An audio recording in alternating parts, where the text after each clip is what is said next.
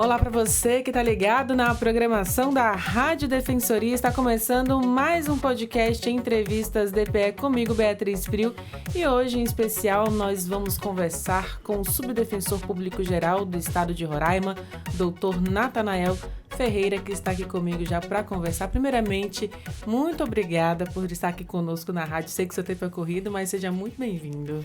Eu que agradeço o convite. De fato, né, nosso tempo é corrido, mas é muito importante a gente ter esse diálogo com a população em geral, né? É o papel do defensor, né? Estar à disposição da população. Doutor, eu queria que o senhor contasse, né?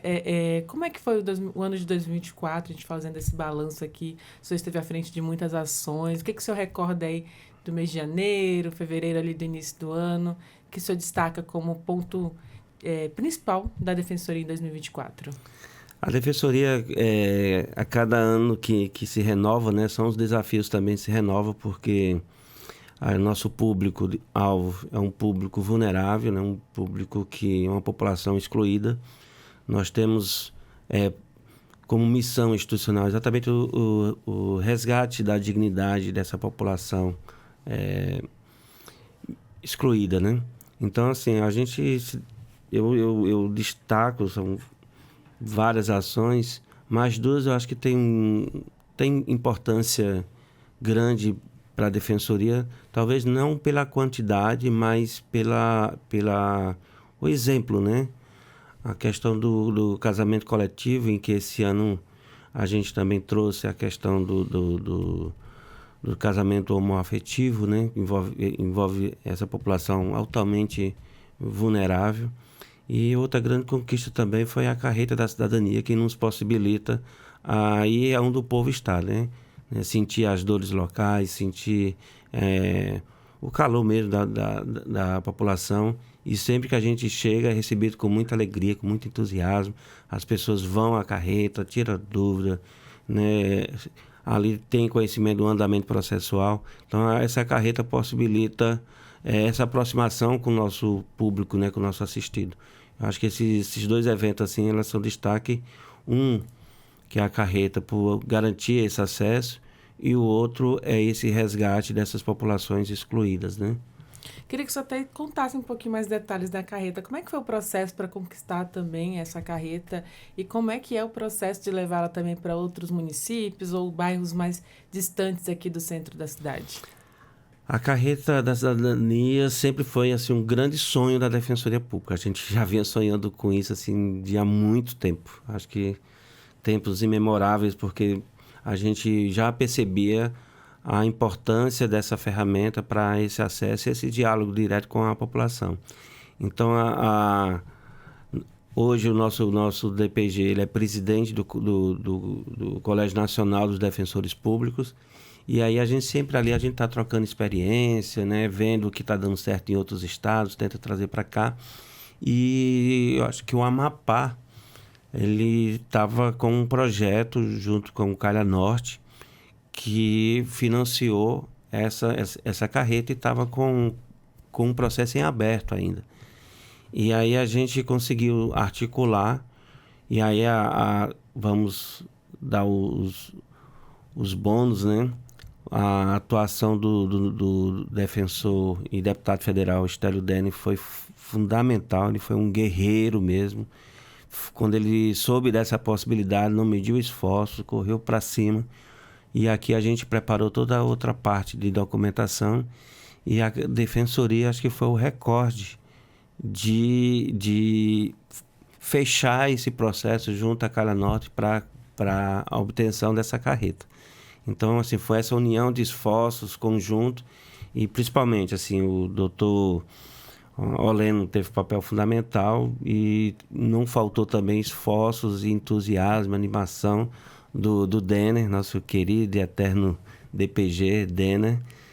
A gente conseguiu, de fato, trazer essa carreta, que já era um grande sonho, exatamente por isso que a gente já percebia o quão importante era essa ferramenta para possibilitar esse diálogo direto com a população, né? Então, foi essa correria, foi essa articulação, essa ação conjunta que permitiu a gente trazer a carreta, porque isso é veículo assim, muito caro, né? E o nosso orçamento, a gente sempre está correndo atrás do nosso orçamento. Nosso orçamento é bastante comprometido, basicamente com folha de pagamento, e resta pouco para a gente fazer esse investimento. E se não fosse esse esforço do Olene e do Denner, a gente ainda estaria sonhando com a aquisição dessa carreta, que hoje, graças a Deus, é uma realidade. É importante essa articulação também de cima para baixo, né, digamos assim, lá da Câmara Federal até o estado de Roraima, para fazer essas parcerias mesmo. Doutor, e aí essa carreta chega, né, a atender a população de Boa Vista, e quais os serviços que tem levado realmente assim até os bairros e até os municípios do interior? Outra grande importância assim, da Defensoria é a nossa atuação em conjunto com parcerias. A Defensoria, como já disse anteriormente, tem um orçamento bastante restrito, né? Focado muito com o custeio da máquina, né? E falta muito para investimentos. Então, a parceria é essencial. Então, sem parceria, a gente não consegue andar e prestar um serviço de qualidade que contemple realmente a necessidade dos nossos assistidos. Então, a carreta tem levado, graças a essas parcerias, tem levado vários serviços, né? Além do serviço da Defensoria, que é essencialmente assistência jurídica, mas nós temos levado também a questão do INSS, com a questão da aposentadoria, aqueles benefícios de prestação continuada para a população. Levado também a questão de saúde, né? com a Secretaria Estadual de Saúde, levando exames básicos, às vezes também prestando serviços, né, de odontologia e outros serviços que a população demanda bastante. Então, a gente tem levado diversos serviços, além de todos os serviços da Defensoria. Isso foi uma questão que o doutor Leno frisou. Nós teríamos que levar a Defensoria por inteira nessas ações. Então, a gente leva todos os serviços: consulta processual, alimentos, reconhecimento de paternidade. Todos os serviços que é oferecido na sede, a gente leva de forma itinerante, nessas ações de forma itinerante. E a gente agrega esses parceiros, né? A gente convida esses parceiros que não têm falhado, sempre também muito entusiasmados com as ações da Defensoria. Então, assim, é uma sinergia muito bonita de se ver, sabe, acontecendo na carreta. E quem não conhece a carreta, quando encontrar, não vai passar desapercebido, porque é uma carreta muito bonita, leva as cores da Defensoria, tem o nome da Defensoria. Então, sempre que vê a carreta por aí, por gentileza, visite, porque é um espaço belíssimo que a Defensoria dispõe. Doutor, inclusive, ela esteve em alguns eventos, né, no Arraial, esteve também de forma itinerante ali no bairro Cidade Satélite recentemente, fizeram filas ali para serem atendidos também, mostrando que a população tem interesse, né? Então, muito bacana mesmo. E, além disso, o senhor falou também sobre o casamento, né? O senhor atuou bastante também voltado para a população LGBTQIAPN+, com o casamento homoafetivo ali à frente, mas também o casamento coletivo, que envolveu outras pessoas. Teve recorde aí de inscritos, tanto as pessoas que queriam casar aqui fora, né, mas também as pessoas até que estavam em sistema prisional, né, que queriam oficializar a sua união. Como é que o senhor avalia esse trabalho também da Defensoria de oficializar essa união? Esse trabalho ele é um trabalho fantástico, né, conduzido pela doutora Ilceni, que é uma idealizadora, e a nossa defensora bastante animada com esse projeto, que de fato é um projeto maravilhoso, porque a gente tem alguns mitos que é importante esclarecer, que é a questão da casamento versus união estável, né? É a mesma coisa. Hoje a lei, de fato, garante os mesmos benefícios, as mesmas prerrogativas, não tem uma distinção formal, legal, em relação a um casamento civil e a união estável. Mas o que acontece é o seguinte: muitas das vezes, quando de fato... Porque, como diz assim, a união estável, ela é uma situação fática. Você vive com outra pessoa, né? Você tem uma realidade fática. E, às vezes, você provar essa realidade é complicado. E quando o parceiro falta... Eu estou usando um adjetivo, né, para dizer quando o parceiro morre mesmo, né? Aí começa o grande drama, porque você precisa provar agora aquela situação que era só de fato perante as autoridades para ter acesso, por exemplo, à aposentadoria, né? No caso seria a pensão do falecido, iniciar também o processo de inventário, em caso que tenha deixado patrimônio. E o casamento, quando é oficial, te dá essa agilidade nesses processos. Então, eu sempre falo assim, eu não só eu falo, mas como a Constituição diz, né, que se deve, o poder público deve incentivar essa união estável em casamento. Então, a própria Constituição já diz assim, olha, a união estável está aí, né, para quem quiser, mas o Estado deve incentivar a questão da união estável, aliás, do casamento, que é o que a gente busca, né, formalizar isso para trazer uma segurança na questão familiar, né? Uma segurança jurídica. A segurança jurídica, porque você vai entrar, por exemplo, no pedido no INSS. INSS, basicamente, ali tudo é prova. Você tem que levar documento que comprova. E no caso do casamento, a certidão, ela é uma presunção absoluta. Não tem como nenhuma autoridade, nenhum agente público se opor a uma certidão de casamento, né? Então, assim, te dá bastante essa segurança. E eu, particularmente, eu posso falar isso porque eu tive uma experiência na minha família, em que a minha cunhada, o companheiro dela faleceu, e foi uma luta junto ao INSS. Foram mais de 2 anos para ela conseguir o benefício, exatamente por conta da certidão de casamento que ela não tinha. Então, foi todo um processo de união estável, formalizar. Então, esse programa da Defensoria tenta trazer exatamente essa segurança jurídica no âmbito familiar, né? E a certidão de casamento ela é tão importante, né, doutor, que ela até substitui a certidão de nascimento. Ela passa a ser ali seu documento original, ali, seu primeiro documento, né? Porque você, na verdade, assim, é virada de chave, né? Quando você vai constituir uma família, você está dando uma virada de chave na tua vida, né? Está dando total virada de chave. Então, é importante que essa virada de chave se dê dentro de toda a segurança possível, para que não haja percalços no momento em que você, às vezes, está mais fragilizado, que mais precisa, né? Às vezes, né, acontece tanta coisa. A gente, por exemplo, vê isso muito acontecer no sistema penitenciário. Só mais um exemplo, que o parceiro, né, quando está recolhido ao sistema, a outra pessoa tenta visitar e como é que prova? Qual é o seu vínculo familiar? Você, de uma hora para outra, você fica quase que um estranho em relação àquela outra pessoa, né? E o casamento não, o casamento civil, que eu digo, a certidão, afora toda a questão religiosa, ideológica por trás disso, a gente foca principalmente nessa segurança jurídica, né?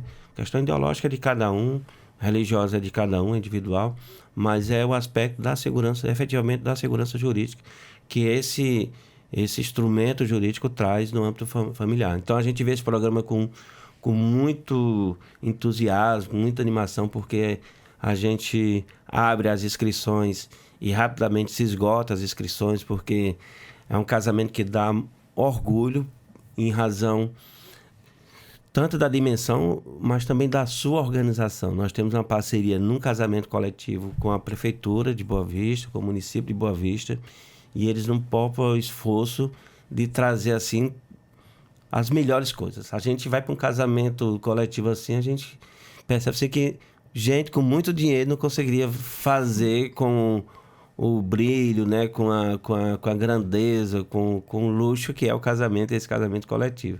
E o interessante é que tem provocado um desafio, né? Todo ano a gente diz assim, não, a gente vai fazer, o próximo ano vai ser maior. O próximo ano vai ser maior. O próximo ano vai ser maior. E tem sido, né? Doutor, porque assim, o senhor está falando, o senhor falou, na verdade, da questão jurídica, né? Aí, mas quando a gente fala também do casamento, além da questão jurídica ali, é perceptível, né? A emoção das pessoas, sim, o desejo delas oficializarem aquela união para além do documento. Qual é a sensação que o senhor sente, né? Na verdade, percebe quando está ali participando desse momento? É interessante que a gente... acho que até Roberto Carlos fala, né? Que o amor não está fora de moda, né? Que às vezes a gente fica criticando o casamento, que modelo, que essa coisa toda. Mas quando a gente vai para essas ações, E quando a gente vai identificar o público, a gente vê de todas as faixas etárias, né? Jovens se casando, adultos ali, né?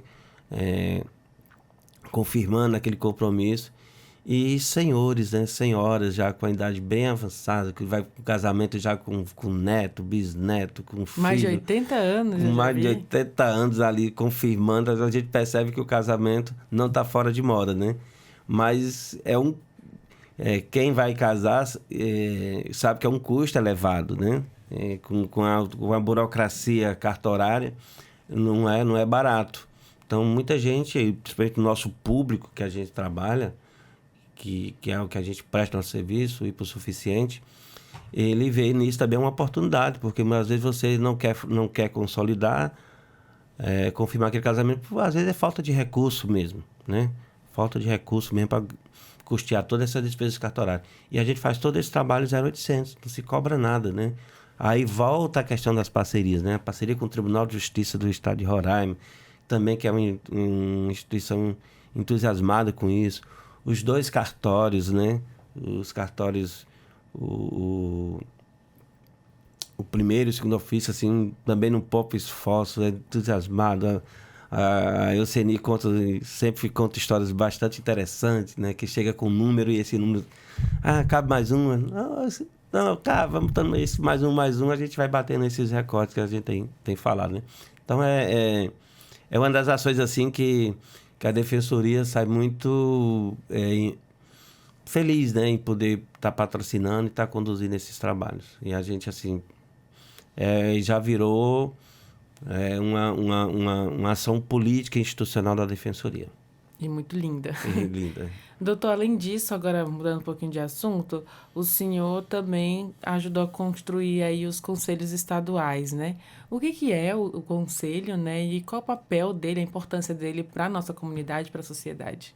É muito fundamental, né? A Constituição, ela garante a participação popular da administração pública.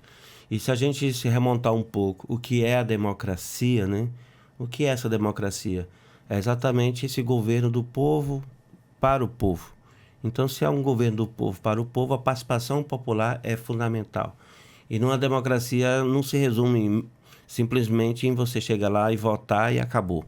Eu vou lá, voto em alguém e acabou minha participação, acabou meu compromisso, né, com o Estado democrático. Então, esses conselhos é exatamente uma ferramenta de participação popular na administração pública.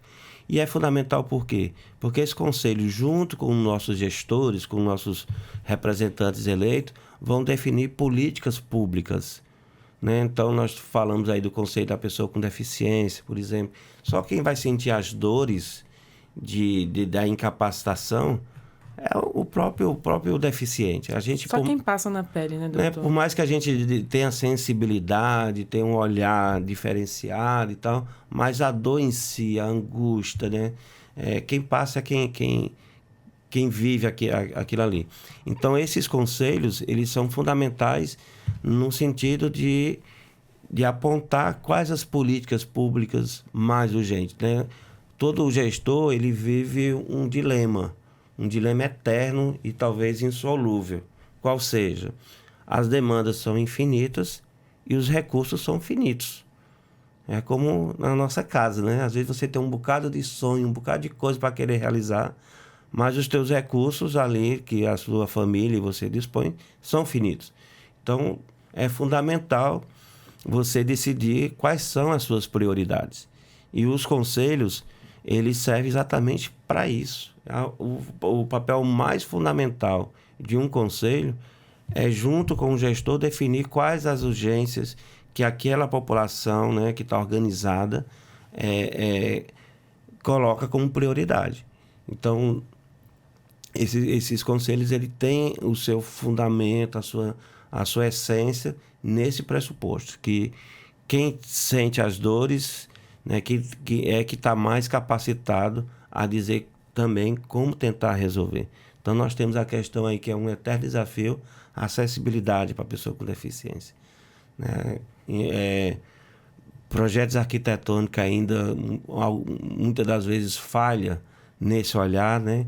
E aí você tem que ter os órgãos de controle já capacitados para, quando esses projetos chegam, olha, está faltando aqui a questão da acessibilidade, que às vezes a gente vê hoje assim, o quanto que essas pessoas agora estão saindo das suas casas. E você, quando sai de casa, você quer um ambiente que possa lhe acolher. Então, hoje você vai no estacionamento de um supermercado, está lá a vaga do idoso, a vaga da pessoa com deficiência, né, da gestante como prioridade. Vai numa feira pagar uma conta, está lá as prioridades que devem ser respeitadas. Então, tudo isso são conquistas que são construídas com apoio desses conselhos. Então, é importante essa participação. O conselho tem a sua importância, está previsto na Constituição essa forma de participação popular. E a população é ativa mesmo. Doutor, além disso, o senhor esteve atuando também em projetos voltados para habitação e questões fundiárias, né? O que o senhor mais percebeu também de entraves mesmo jurídicos, né, administrativos, e conseguiu solucionar, trazendo aí dignidade e atendendo a população mais vulnerável? A gente tem um problema muito sério conceitual na questão da urbanização, né? A gente que eu falo também inclui necessariamente os gestores, né? Os prefeitos, governadores, presidente, né? Quem comanda de fato o município, o estado e o país. É entender de uma vez por todas que a cidade é de todos. A cidade pertence a todos. A cidade, acima de tudo, historicamente, foi uma construção coletiva. Ninguém construiu uma cidade só para ele. Eu não lembro na história da humanidade alguém diz, não, vou fazer uma cidade só para mim. Então, a cidade é uma construção coletiva. Só existe lógica numa cidade se ela é uma construção coletiva, né? Não existe uma cidade de uma pessoa só. E é importante que cada uma dessas pessoas tenha os seus espaços. Porque é a sua casa que vai garantir, o último refúgio do ser humano, é a sua casa. Né? Você vê que lá no tempo das cavernas, lá atrás, o homem tinha essa necessidade desse asilo, né? Tanto em relação aos predadores como os intempéries da natureza. Então não mudou isso. Nada disso mudou. Mas é importante ter essa consciência. Né? Hoje a habitação ela criou um sentimento mercantilista. Pura e simplesmente. Mercantilista. Quem tem condições tem acesso, quem não tem, não há uma alternativa. Então, o modelo está equivocado. E a prefeitura, né, como a grande gestora da ocupação do solo urbano no município, tem que ter esse olhar diferenciado. Você vê hoje, nós temos aí, se a gente for fazer cálculo, a gente fica desanimado e triste, por uma percepção muito simples. Você veja só a seguinte situação, você tem a massa salarial, não só em Roraima, mas do Brasil, 82% da massa salarial ganha até 2 salários mínimos. 2 salários mínimos. Como é que você pode ter um projeto, um sonho de uma habitação, de uma residência, dispondo desses recursos? Então você vê esses loteamentos cada vez muito caros, as exigências para aprovação desses orçamentos, desses loteamentos, com critérios em que eleva bastante os custos disso. Aí você lança aquela família num financiamento eterno, né? De 20, 30 anos, comprometendo ali um orçamento familiar que já é pouco, né? Comprometendo com a prestação de um terreno. Não estou falando da casa ainda, estou falando de um terreno. E você não tem uma política pública de financiamento dessas habitações. Eu digo no âmbito municipal e estadual. O governo federal tem o Minha Casa e Minha Vida, né? Que é a grande propulsora desse setor. Então, o olhar diferenciado é fundamental. Partindo primeiro desse pressuposto, que a cidade pertence a todos. A cidade não pode ser o privilégio de uma classe que tem condições de pagar, né? Não pode servir de apartheid. Eu ando pela cidade, só a título de exemplo, eu ando pela cidade e me chama bastante atenção é a quantidade de terrenos, de lotes, com todos os equipamentos urbanos no entorno, totalmente desocupados, servindo meramente de especulação financeira. A pessoa que tem muitas das vezes tem um terreno, 2, 3 terrenos no Paraviana, no River Park, no Caçari, sem nenhuma edificação em cima, essa pessoa está especulando. E está especulando em cima dos recursos da população, porque quem colocou a água ali, quem colocou os equipamentos urbanos, como praça, posto de saúde, iluminação pública, foram todos nós. O imposto de todos os cidadãos, para beneficiar um. E aí você não vê a questão do imposto progressivo, que a Constituição prevê de há muito tempo, né? O IPTU progressivo. Cara, se você não está construindo, dá espaço para quem vai construir. E aí quem tem que ter essa política voltada é a prefeitura. O IPTU é da prefeitura. Então, estabelecer o IPTU progressivo. Isso é urgente. Porque quando você tem alguém que constrói, você está gerando economia. Você está comprando material de construção. Você está dando emprego, né, para essas pessoas.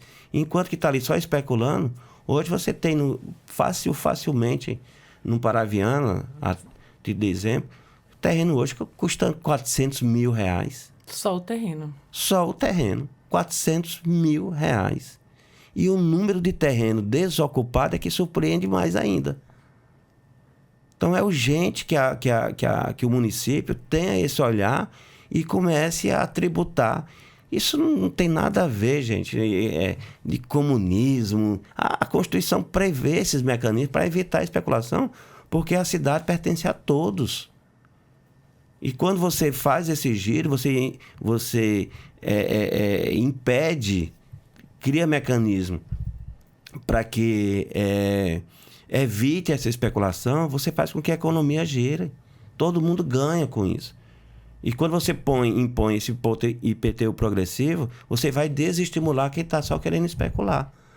E um outro ponto que tem que também ser chamado a atenção é que existem movimentos sociais, né, sérios, né, que têm vontade de trabalhar com esse público, mas você tem uma lei que é voltada para um setor meramente econômico, que prevê lucro, só o lucro. E aí você tem a mesma legislação para uma ONG, você tem a mesmíssima legislação para o empresário. O empresário prevê lucro, a associação está ali para atender uma demanda social, mas tem que submeter ao mesmo procedimento, pagando os mesmos impostos, pagando as mesmas tarifas, impondo os mesmos requisitos. Essa conta não fecha. Então você está impedindo, né, que essas associações, essas ONGs, possam participar de forma interessante. Hoje você vê, e eu participei de dentro disso aí, você vê esses movimentos totalmente marginalizados, criminalizados, porque você não tem uma ferramenta adequada para tratar isso. Você quer impor a essas ONGs e associações o mesmo instrumento de especulação financeira e econômica que é dado ao empresário. Aí você vai dizer assim, não, mas aí qual é o seguinte, o empresário vai perder mercado. Não vai perder mercado. Porque a pessoa que não tem condições de pagar a sua habitação, ele não é um cliente do empresário. Porque ele não vai ter condições de pagar. Então tem que ter esse olhar diferenciado. Uma legislação específica para a habitação de interesse social voltado para as associações. Isso a gente vem falando já há algum tempo, procurando algumas articulações com os vereadores para trazer essa legislação inovadora. Não é coisa que a gente está inventando. Nós temos Porto Alegre, que tem uma legislação específica para ONGs na questão da habitação. Acho que Curitiba também. Então tem. Já é um estudo. Já mesmo, tem, né? Não é nada. Ninguém está querendo reinventar a roda. Já existe. E aí você coloca critérios, né? Como você vê, por exemplo, Minha Casa e Minha Vida não quebrou o empresário, né, empreendedor para a questão do loteamento. Não quebrou. Pelo contrário, né? Se aproveitou muitas das vezes da infraestrutura desses empresários e lá estabeleceram o Minha Casa e Minha Vida. Então não há concorrência, não há competição. Cada um tem públicos diferenciados. Então não há competição nisso aí. Eu acho que precisa ter uma sensibilidade e é essencial, porque uma família ela só vai se sentir de fato protegida, né? Se você não reconhece e não dá acesso a esse direito básico, todos os outros direitos caem por terra, né? Porque você falar em dignidade para uma pessoa que quando chove tem que se proteger da chuva porque a casa está cheia de goteira, a habitação totalmente inadequada, em madeira, sem os serviços básicos, fundamentais, sem acesso à água, sem acesso a esgoto, então vai causar mais doença. A questão da falta de privacidade e intimidade no ambiente familiar pode levar à exploração sexual. Então, é um bocado de drama que se poderia evitar em abrindo, né, e democratizando esse processo de construção a essa população vulnerável. Essa é uma bandeira que o senhor pretende também se estender para o ano de 2025, continuar nessa luta, nessa busca junto às associações e às ONGs, né, por esse direito? A gente pretende dialogar bastante. Nós temos sido procurados, né, por alguns movimentos, inclusive também na questão possessória e fundiária. Hoje o estado de Roraima vive um boom no agronegócio, principalmente voltado para a soja. E aí a gente percebe que há uma especulação maior em relação a essas terras. Nós temos um grande problema, né, que o governo está tentando combater e vem fazendo a sua parte, que é a questão do reconhecimento dessas posses de forma oficial, né, para que a pessoa tenha um documento e possa, em caso de perturbação dessa posse, possa levar ao judiciário e ter uma resposta mais rápida. Mas a Defensoria tem como primado da sua ação a questão da solução extrajudicial de conflitos. Então a gente sempre procura muito dialogar. A gente entende que a porta do judiciário é a última porta que se deve atravessar, né? Não pode e não deve ser a primeira. Então a gente tenta dialogar com o INCRA, com o Interaima, para trazer essa necessidade de se reconhecer, né, essas propriedades, principalmente aquelas pessoas que já têm a posse há muito tempo. A gente tem acompanhado algumas ações e tem também assim, muitos temores em razão dessa instabilidade, dessa insegurança, do conflito fundiário, né? Que geralmente são conflitos muito, muito violentos, né? Porque você vê pessoas que invadem a outra lá, destrói, se acha em algum direito e entra lá com capanga, com trator e derruba tudo e toma posse na violência. E violência gera violência, né? A partir do momento que a pessoa age dessa forma, a outra pessoa também se vê no direito de reagir, né? Ninguém pode admitir. Isso é estudo do direito civil, né? O Estado não pode exigir ato de covardia do outro. Então, por isso que o defesa imediata é uma legítima defesa. Então, se eu tenho minha propriedade invadida ali, naquele momento eu tenho o direito de reagir. Então, isso impulsiona o conflito. E é tudo que a Defensoria não quer, é o conflito, né? É o primado da pacificação social e a gente trabalha nessa perspectiva. Então, acho que para 2025 a gente vai intensificar mais essa ação no sentido de procurar o diálogo com essas instituições. Falando em diálogo, também o senhor esteve atuando, né, junto com outros defensores públicos também, no projeto Diálogos na Sala de Espera, que é justamente isso que você está falando, de evitar o conflito e prezar pela paz, né? Como é que funciona esse outro projeto, doutor? É um projeto bem teve uma sacada bem interessante, né? Porque nós temos os nossos assistidos, né? Só ali na sede da civil da Defensoria, por dia passa em torno aí de 300 pessoas, 400 pessoas passam por dia ali na Defensoria. E fica aguardando, por isso que sala de espera, né? Fica aguardando o seu atendimento pelo defensor que vai, né, conhecer ali a sua demanda, a sua pretensão. E é nesse instante em que esse projeto entra, né? A gente, no momento em que a pessoa está aguardando ser atendida, a gente leva algum tema interessante.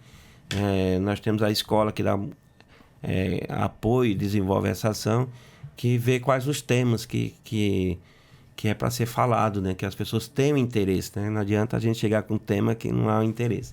Então, a gente chega ali falando sobre o próprio processo de ação de alimentos, execução de alimentos, a questão de registros públicos, dando informações também sobre algumas ações da Defensoria. Então, é interessante porque ali você consegue estabelecer o diálogo direto, né? Ali a gente abre um espaço para pergunta, a pessoa faz pergunta, tira suas dúvidas.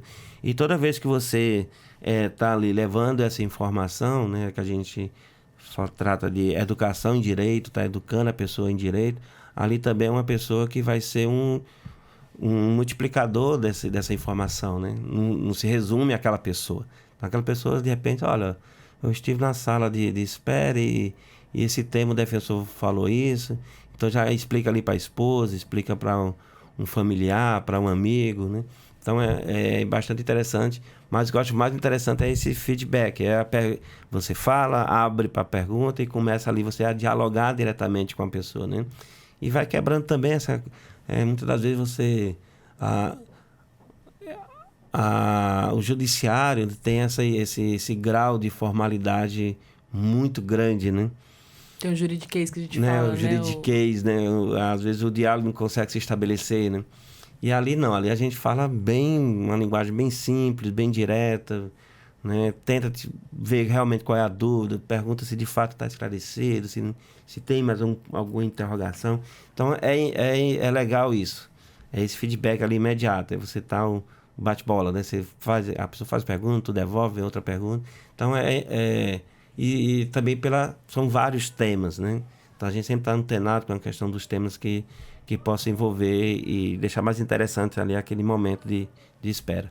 Até de acordo com a demanda que tem sido buscada na Defensoria.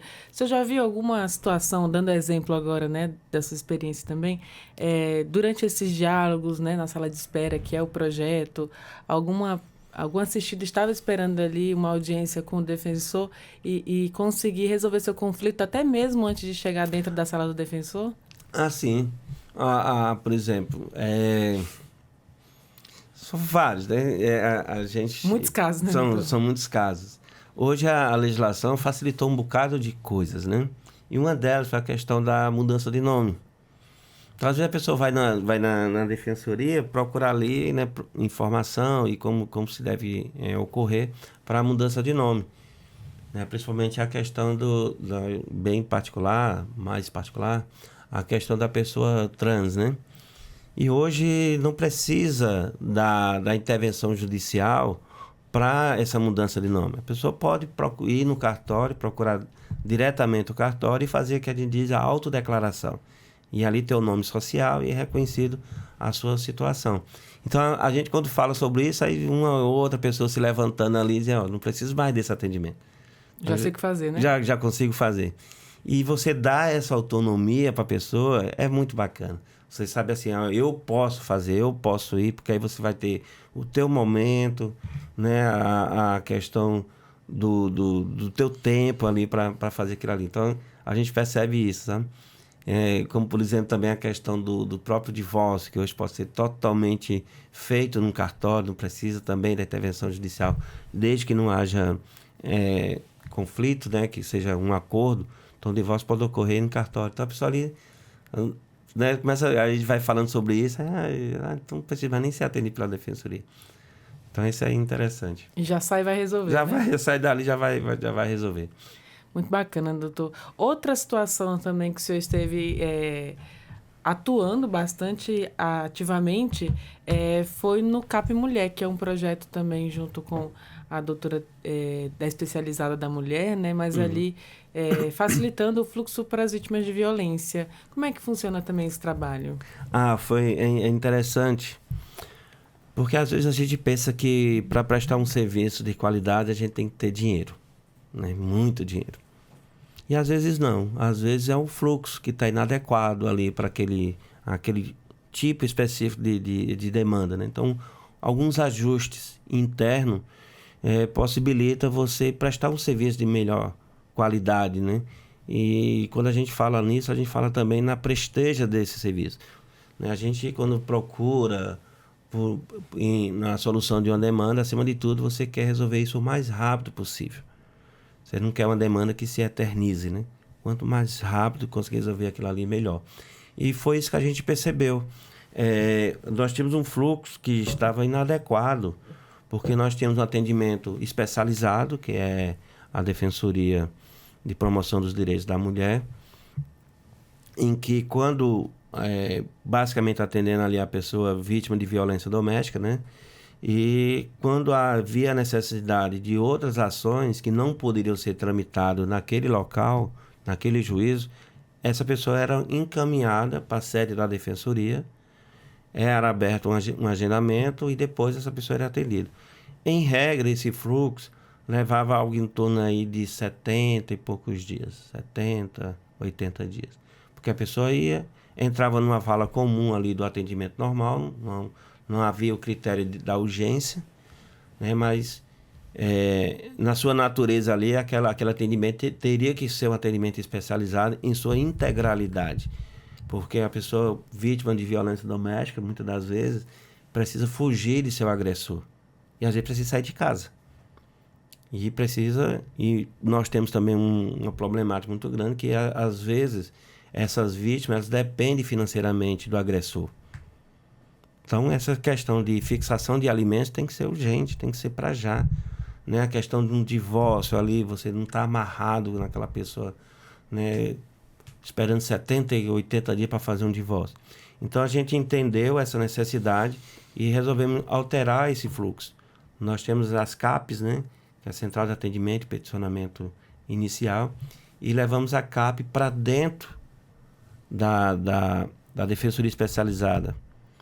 Então, quando a defensora percebe que há outras necessidades de ações, a pessoa sai da sala da defensora, já vai no mesmo local, no mesmo ambiente, no mesmo instante.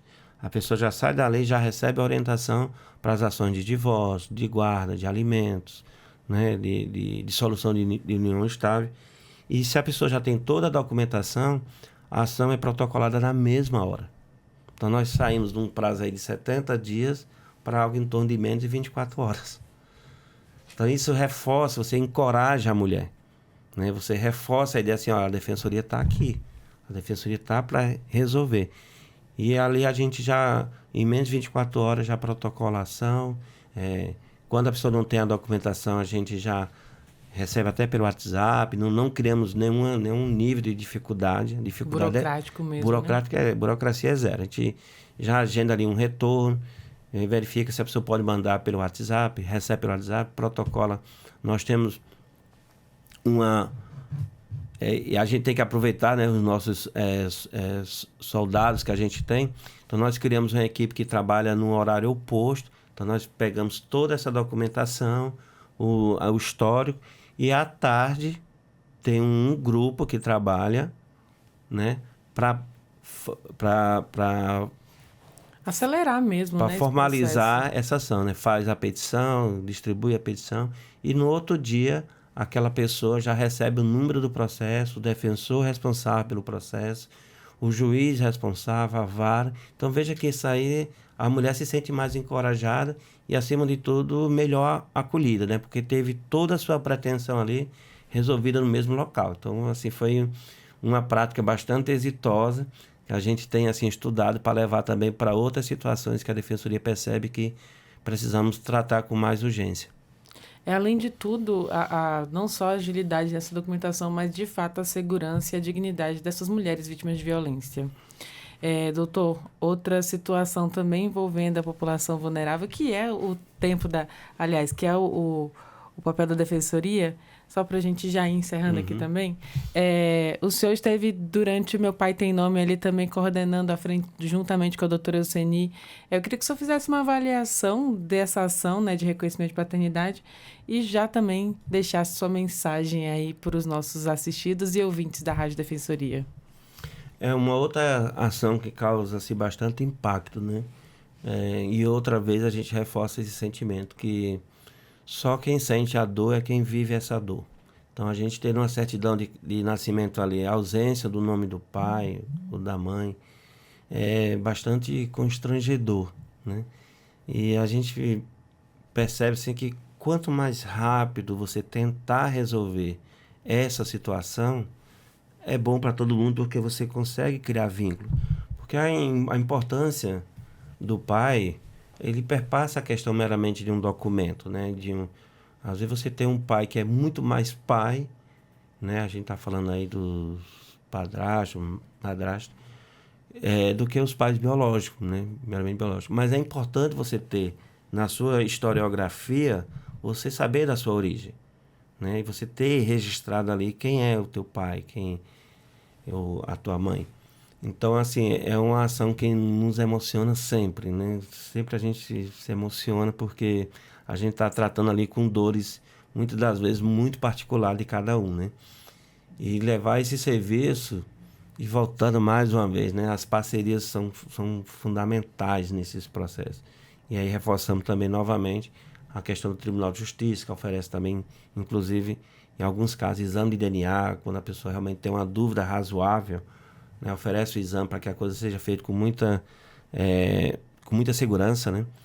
E é uma ação que, como eu volto a dizer, já nos emociona, porque são essas dores, né? De que só quem vive que sente de verdade. E fazer esse resgate está muito ligado à dignidade da pessoa, né? Você saber da sua historiografia, saber as suas origens e poder exercitar esses direitos, né?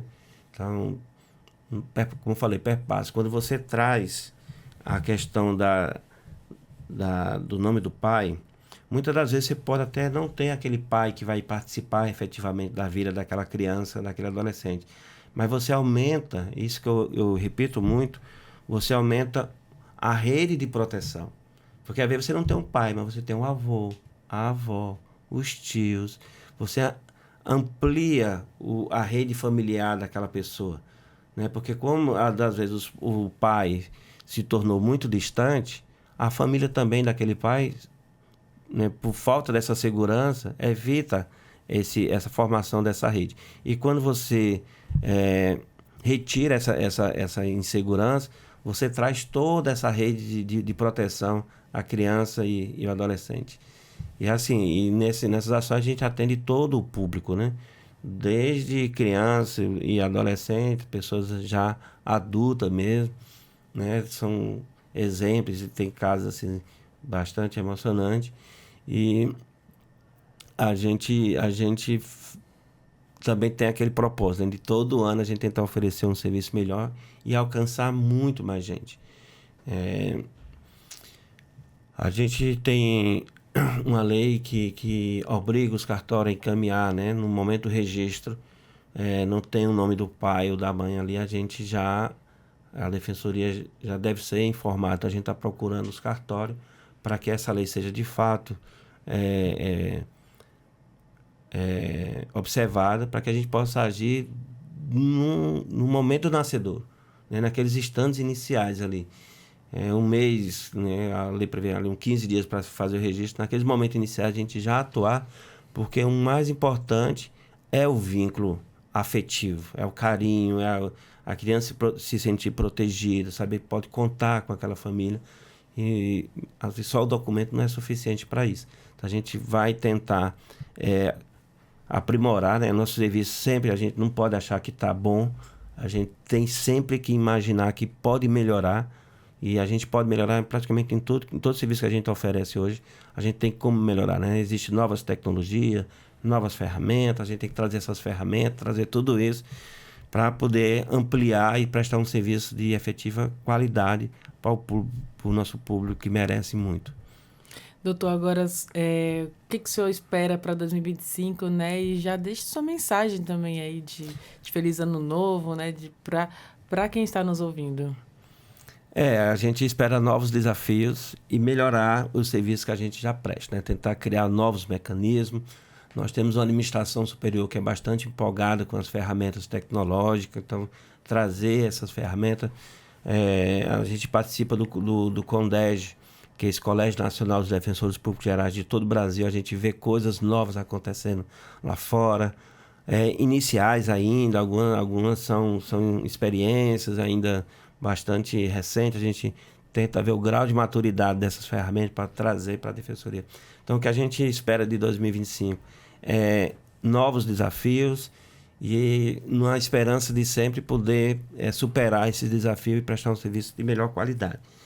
2025, eu espero que seja um ano para todos, assim, de muita paz, de muita saúde. A gente viveu nos últimos tempos aí a questão da intriga política, né, dentro de casa, entre seus familiares. Eu quero dizer que é importante a sociedade brasileira superar esses instantes, esses momentos que foram, perceber que não podemos ter político de estimação, né? Nós temos que superar isso e reconstruir vínculos que por acaso foram destruídos ou foram fragilizados nesses instantes, e esperar que 2025 seja esse ano de reconciliação, que a gente consiga se reconciliar com tudo, e inclusive com a gente mesmo, naquilo que a gente às vezes foi muito exigente com a gente, principalmente em emagrecer, né? Que a gente vive essa briga eterna de querer emagrecer. O verão ainda não deu certo, né, doutor? Pra mim não deu. Não fica, eu tô dizendo isso pra mim também. Que eu achava que ia encerrar 2024 com 10 quilos a menos, eu quase pego 10 quilos a mais. Então, a gente ter esse sentimento de benevolência com a gente mesmo e saber que o mais importante é se manter em pé, né? Se manter em pé e com entusiasmo para encarar esses novos desafios. Eu espero que toda a população roraimense, eu sou do Ceará, de nascido, mas sou roraimado, porque aqui eu recebi todo o carinho, toda a oportunidade, é uma terra que eu amo. Então eu espero que toda essa população maravilhosa consiga estabelecer esse desafio, consiga superar esse desafio. E a mensagem única é que a Defensoria quer ser esse grande parceiro, quer ser esse grande companheiro nesses momentos difíceis. Procure a Defensoria, a gente sempre recebe com muito carinho. Sabemos que temos desafios a resolver, temos dificuldade, mas acima de tudo a gente sempre renasce com a esperança muito grande que o próximo ano vai ser um ano melhor. O senhor falou sobre ser roraimado, né, estar aqui. Pelo seu histórico aqui, a gente tem informação de que o senhor ingressou na Defensoria em 2002, aprovado em primeiro lugar no concurso público para defensor.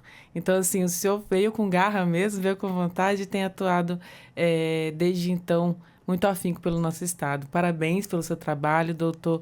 E desejo muito sucesso também, um feliz ano novo para o senhor e que venham muitos trabalhos positivos que dão ao que o senhor já até falou, essa sensação de dever cumprido, né? Não só a sensação, como de fato dever cumprido com a sociedade roraimense. Parabéns, doutor. Obrigado.